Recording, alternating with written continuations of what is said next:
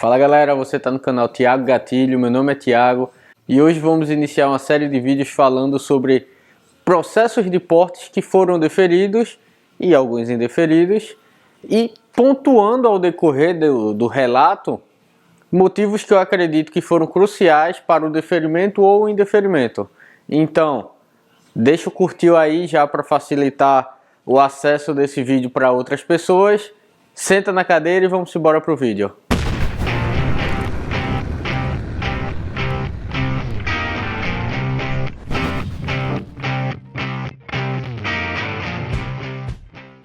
Hoje, como base, nós vamos utilizar o exemplo de um empresário no ramo de construção, mas você pode utilizar essas bases, essas informações e fazer um paralelo com a sua situação de risco.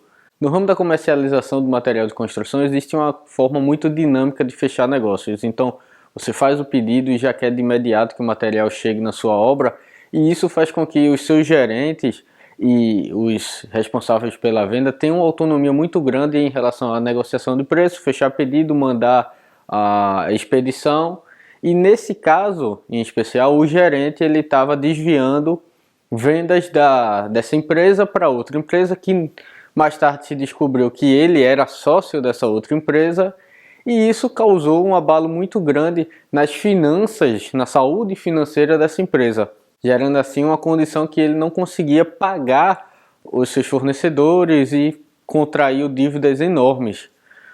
O que é que esse empresário fez? Começou a investigar o que é que estava acontecendo em sua empresa e percebeu a falcatrua do seu gerente, foi à delegacia, fez o boletim de ocorrência. Faço uma pausa para isso aqui, abro um parênteses, para falar exatamente da importância do boletim de ocorrência. Eu acredito que para o resultado do processo do porte, esse boletim de ocorrência foi fundamental. Fez com que todos os processos, todos os relatos, todas as investigações fossem feitas pela Polícia Civil, onde no decorrer da investigação da Polícia Civil, o empresário teve acesso a algumas informações que corroboraram para o deferimento do seu porte, e com o passar também da investigação, em paralelo ele começou a receber cobranças, algumas até mais incisivas, dos fornecedores que ele não estava conseguindo honrar com o pagamento. E isso fez com que ele quisesse adquirir a sua arma, até de uma forma bem rápida. Entrou em contato com a empresa o mais rápido possível, estava bem ansioso, estava bem nervoso.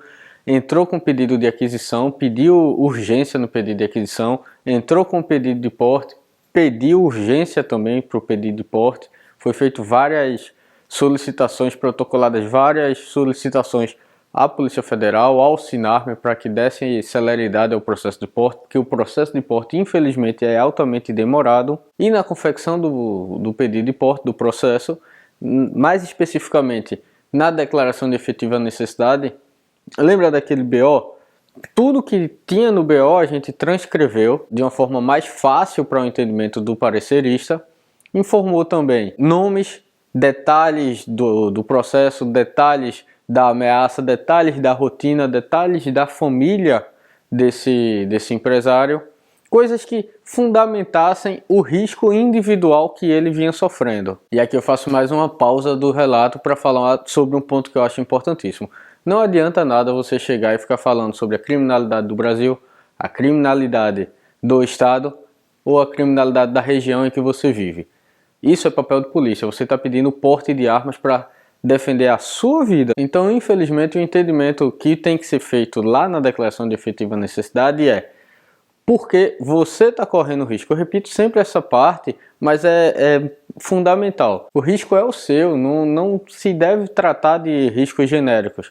Pois se você fala isso na sua efetiva necessidade, a chance de você receber um indeferimento, e quem já deu entrada em processo de porte e recebeu um indeferimento vai entender o que eu estou falando. A chance de você receber um indeferimento com a informação de, apesar de concordar com os riscos alegados, se trata de um risco difuso. O que é um risco difuso? É um risco que toda a sociedade corre. O Brasil, infelizmente, é um país perigoso. Vocês sabem que o brasileiro está em uma guerra civil não declarada, morre muito mais gente vítimas de assaltos ou qualquer coisa referente à criminalidade no Brasil do que em outros países que estão realmente em guerra.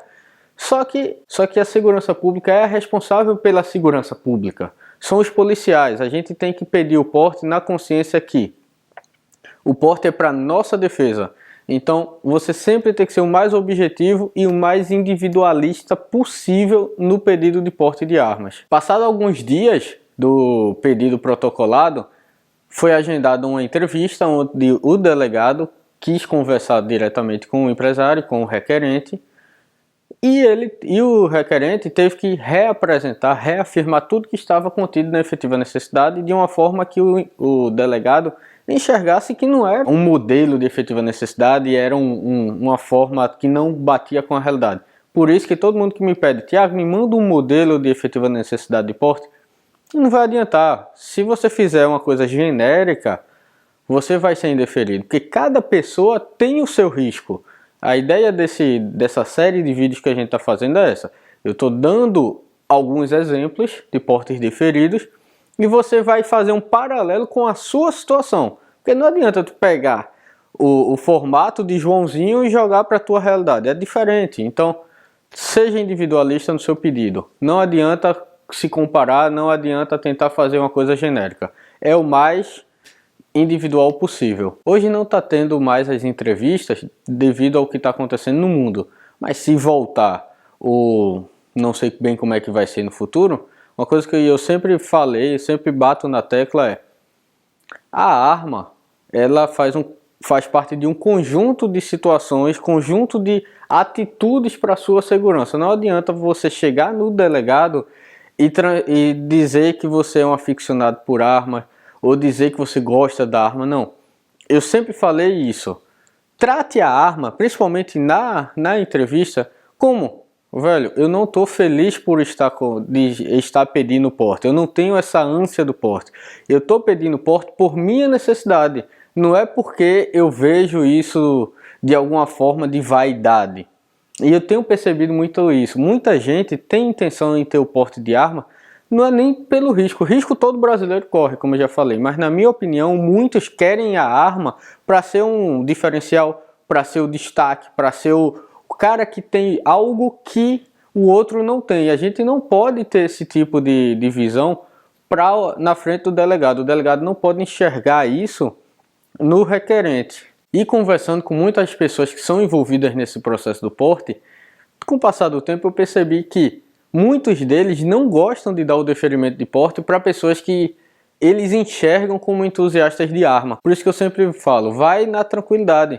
Eu lembro que meu pai, quando ia comprar algum imóvel, ele sempre me levava, eu ficava muito entusiasmado com o apartamento ou com o que é que fosse, e ele me chamava no canto e dizia: finja que você não está gostando. Eu estou vendo todas as qualidades, mas finja que você não está gostando. Não se entusiasme. Se você se entusiasmar, você vai dar ferramentas para o corretor, no caso, e eu uso isso na relação do porte.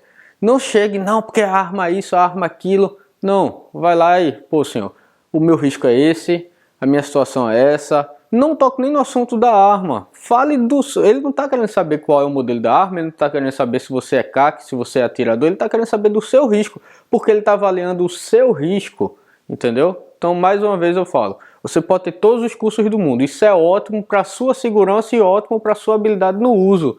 Só que o delegado, ele não está querendo saber se você é um SEAL da Marinha ou algum profissional altamente especializado. Não, ele está lá querendo saber do teu risco. Você pode ser um cara que não sabe atirar e vai precisar aprender, ou você pode ser um sniper da vida, para ele a avaliação vai ser a mesma. Qual o risco que você está correndo? Antes que o pessoal comece a falar, antes que apareça alguém aí no comentário dizendo que eu sou desarmamentista, não. Eu enxergo a arma como um objeto, como um produto, como um complemento da minha segurança, mas talvez seja porque eu gosto muito da filosofia do EDC, o Evelyn de Care, mas eu vejo o amplo. Como é que eu evito as situações de risco? Primeiro, não me colocando em situações de risco, tentando evitar ao máximo. Eu sei que tem situações que a gente não vai conseguir, mas na grande maioria das vezes é perfeitamente possível você evitar ir para um local com risco. Você está sempre atento ao que está acontecendo ao seu redor, você ter rotas de fuga, conhecer a região, tentar pesquisar um pouquinho sobre a situação, enxergar e tentar evitar ao máximo o elemento surpresa. A grande maioria dos ladrões, quando ele percebe que você já o enxergou, já o identificou, ele vai partir, porque ele vai partir para um mais fácil, ele vai para uma opção mais fácil. Então, se você consegue fazer isso, você já vai aliviar grande parte dos seus problemas. Pô, não é a situação de todo mundo, mas se tu tiver condição de ter um carro blindado, tenha um carro blindado. E além de ter um carro blindado, saiba usar um carro blindado. Não adianta nada você ter um carro blindado e você não saber como manusear em uma situação de perigo. Como é que eu falo? Você tem que manter distância do carro da sua frente, você tem que evitar ao máximo sair do seu carro em ruas. Tente estacionar sempre num estacionamento fechado, numa garagem, em algum lugar que você saiu do seu carro e foi para outro ponto de segurança. São essas situações, esses cronogramas que vai fazer com que o seu risco seja muito menor do que o risco de outro cidadão. E aí sim, acontecendo tudo isso, mesmo assim, o agressor chegando até você, você vai usar a sua arma. Mas a grande maioria das vezes, você torce para que a arma nunca seja usada. Voltando ao relato, passando-se 30, 35 dias depois da entrevista, houve o deferimento, o requerente fez o pagamento da GRU, 5, 10 dias recebeu o seu porte e até hoje ele está com o seu porte. Esse caso me chegou na memória porque foi no final de 2017 e agora, perto de 2020, perto do final de 2020, haverá a solicitação de um novo porte, que vale a pena salientar. Assim como o passaporte, você não pede renovação de passaporte ou renovação de porte de arma, você pede a concessão de um novo porte de armas. Claro que, se tu tem o porte, tu já vai informar isso na declaração de efetiva necessidade, mas o delegado ele vai analisar o teu risco no momento do pedido. Não porque há 3 anos aconteceu aquilo ou outra coisa, que você tem o direito ao porte hoje. Você tem que refazer o processo de uma forma que atualmente o seu risco ainda continue.